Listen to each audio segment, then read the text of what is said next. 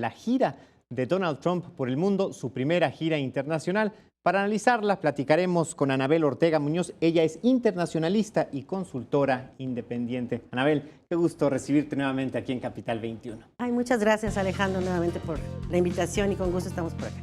Y bueno, él de paseo y con el cochinero en la casa, dirían por ahí, de manera informal.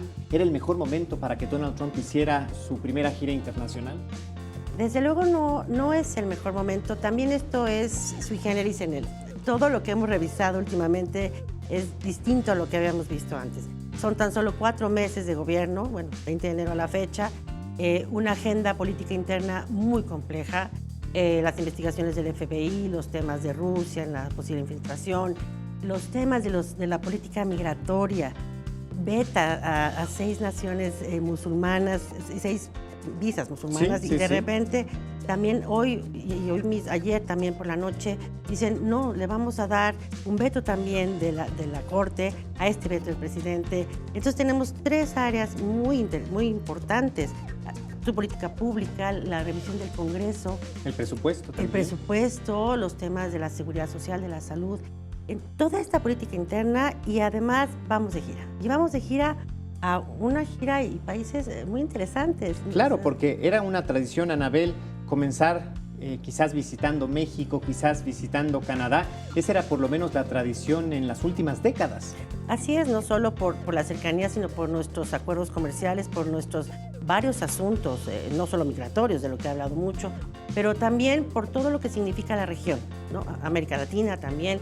Y resulta que ahora va a un encuentro con el mundo, el Medio Oriente, con el mundo musulmán, con el mundo católico, con el judaísmo también. Con el judaísmo, con todas estas, no países, sí países conformados en territorios, pero con culturas, con civilizaciones también tradicionales, y con esta agenda que él tiene, ¿verdad?, de imponer como primero, ¿no?, los Estados Unidos, sus intereses.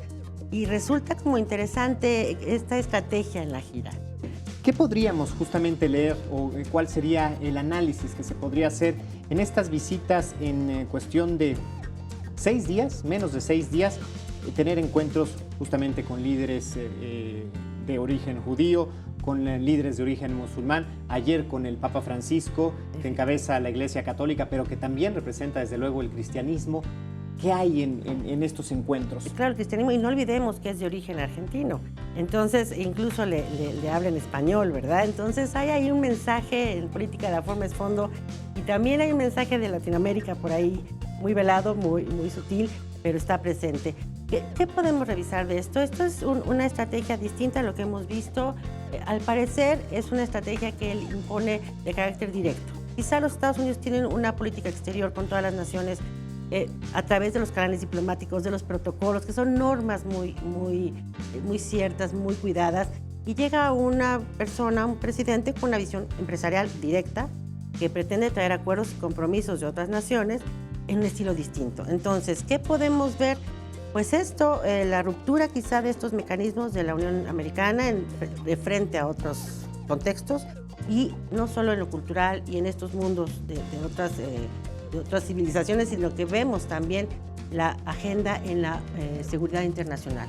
Es que prácticamente, por ejemplo, a lo que te refieres, en Arabia Saudita fue casi como si un CEO, es decir, un director general de una compañía, se hubiera presentado a vender armamento, no la de un líder, ¿no?, sino un éxito comercial, o por lo menos así buscó venderlo.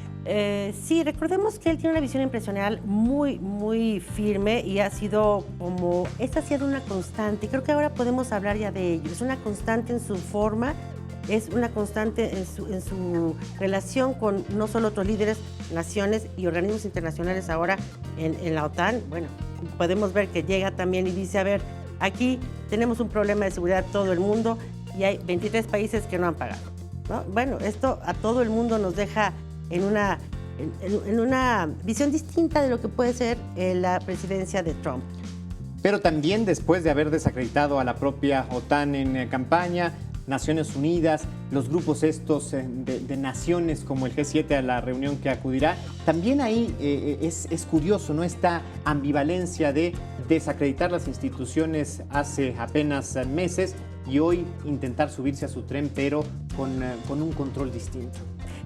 Sí, esto es algo que yo creo que vamos a ver reflejado en otro momento. Yo creo que esta gira resulta estridente en la conformación de la gira misma, ¿no? De los temas que toca, las regiones a las que va. Por otro lado, la agenda que tiene que cubrir como presidente de la Unión Americana, cubrir la reunión de la OTAN, la inauguración de estas instalaciones y también, obviamente, el grupo G7. Mientras su casa está un poco complicada. Yo creo que está haciendo estridente muchas cosas. Los resultados los vamos a ver en los próximos meses. Recordemos que la Unión Europea también se está reorganizando, se están renovando liderazgos. Ya se reunió con Macron, por ejemplo, que fue un tema importante en la Unión Europea. Tenemos a los ingleses también con el tema, bueno, los británicos que están con el tema de Manchester, del atentado que sufrió esa región, que fue terrible. Y que Pero ya hay un rompimiento, ¿no? Con esta queja justamente por la filtración de fotografías del New York Times. Exactamente, de este compartir información en otro sentido. Para eso sirve la diplomacia, los protocolos de seguridad, sobre todo, son muy importantes. Yo creo que las consecuencias de esta gira, de lo que está sucediendo a nivel de política interna, lo vamos a ver reflejado quizá a finales de año. Va a ser muy, muy importante lo que suceda con la investigación del FBI y con todo lo que pasó en Rusia. Y bueno, habrá reacciones en estos países que está visitando y en estos mensajes que ha dado a diferentes naciones y culturas. Anabel, muchísimas gracias por habernos acompañado. Ya lo platicaremos más adelante porque hay voces inclusive que anuncian una especie de Watergate mucho más rápido justamente por todas estas problemáticas. Será una conversación más adelante que tengamos. Pues será un gusto estar con ustedes nuevamente y muchas gracias por la invitación.